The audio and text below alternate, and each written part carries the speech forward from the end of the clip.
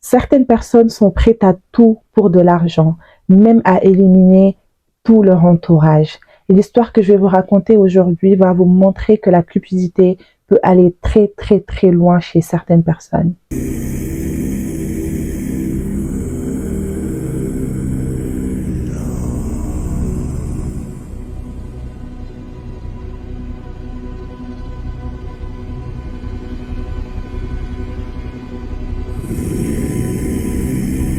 Salut à tous les passionnés d'histoires sombres et mystérieuses. On se retrouve aujourd'hui pour une nouvelle vidéo. Une vidéo dans laquelle je vais vous raconter l'histoire de Daisy Louisa de Melker, une femme dont la quête d'argent a mené vers le côté très très sombre.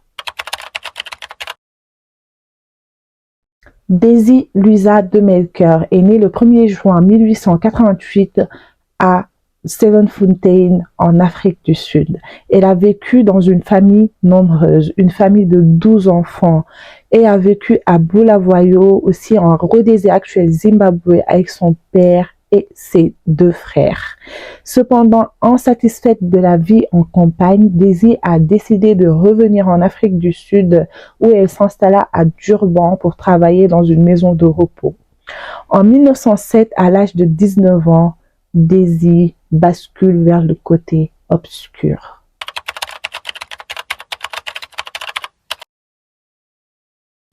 Daisy avait pour l'habitude de se rendre en Rhodésie pour rendre visite à sa famille. Et un jour, de 1907, elle rencontre Bert Fuller, en Rhodésie toujours, et les 2 jeunes tombèrent subitement amoureux.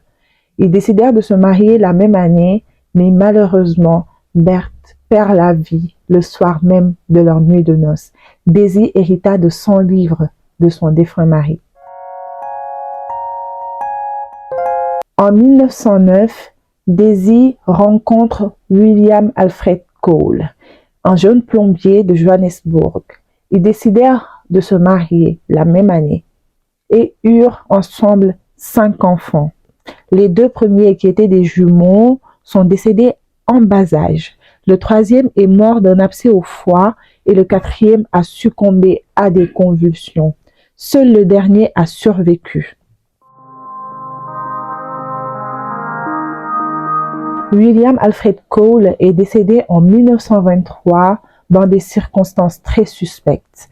En effet, l'autopsie a révélé une néphrite et une hémorragie cérébrale. Et Daisy a hérité de 1756 livres. Il faut savoir que William Alfred Cole est tombé malade avant de décéder, après avoir consommé du sel d'Epsom préparé par sa femme Daisy. 3 ans après la mort de William Alfred Cole, Daisy se remarie une 3e fois avec un autre plombier, un autre plombier du nom de Robert Spruat. Spruat, comme les autres maris de Daisy, est tombé subitement malade, présentant des symptômes similaires à ceux de William Cole, mais il a miraculeusement guéri. Cependant, quelques semaines plus tard, après avoir bu du bière avec son beau-fils, le fils de Daisy qui a survécu à cette hécatombe avec son mariage, dans son mariage avec William Alfred Cole, Robert Spruat tombe à nouveau malade et est décédé le 2 novembre 1927. L'autopsie a conclu une artériosclérose et une hémorragie cérébrale. Daisy a hérité de 4560 livres de son défunt mari.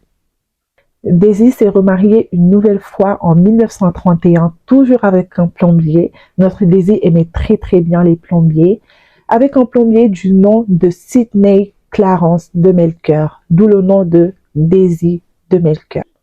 En 1932, Daisy achète de l'arsenic dans une pharmacie à Turfontein en utilisant le nom de son ancien époux Spruat. Le pharmacien devait savoir pourquoi Daisy achetait de l'arsenic et Madame de Melker a rassuré le pharmacien que c'était pour tuer un chat malade. Moins d'une semaine plus tard, le fils de Daisy, Rod, se rendit tranquillement au travail sans douleur ni blessure, mais tomba subitement malade après avoir bu le café que sa mère avait préparé et mis dans son thermos.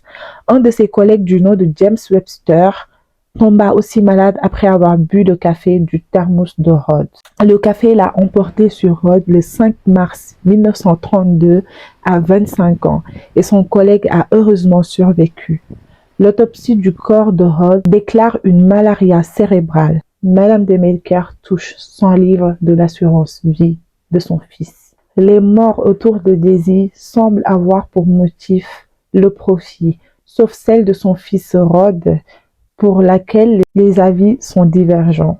Certains pensent que puisque Daisy avait utilisé l'argent de l'héritage que William Alfred Cole avait laissé à son fils et que ce dernier devait recevoir depuis ses 21 ans, c'est pour cela qu'elle a mis fin au jour de son unique enfant. D'autres pensent que c'est tout simplement parce que Rhodes ne rendait pas à sa mère tout l'amour qu'elle lui donnait. Après la mort de Rhodes, William Spratt, le frère du défunt mari de Daisy, Robert Spratt, va voir les autorités pour leur faire part de ses soupçons.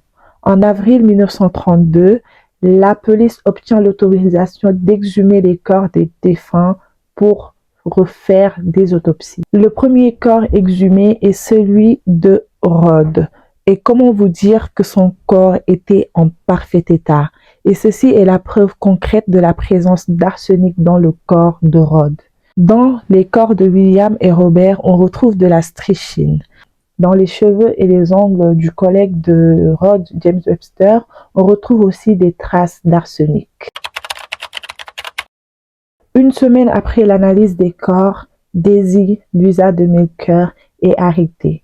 Et cette affaire est devenue publique car relatée par toute la presse sud-africaine. Tout le monde en Afrique du Sud ne parlait que de ça. Même le pharmacien de Tourfontein a reconnu l'accusée comme étant Madame Daisy Spratt.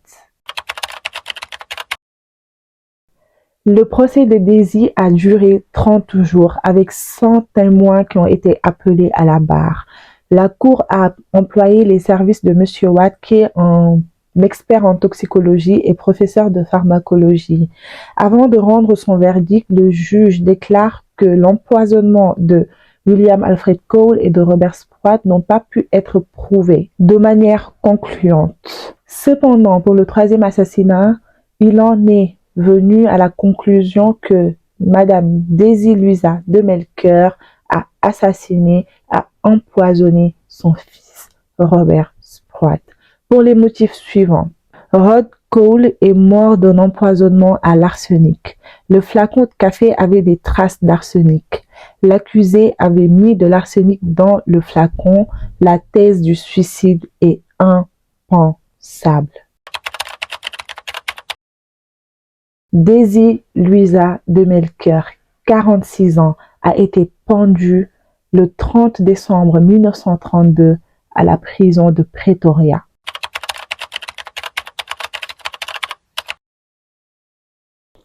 Après les événements, Daisy de Melker est devenue une icône de la culture populaire en Afrique du Sud.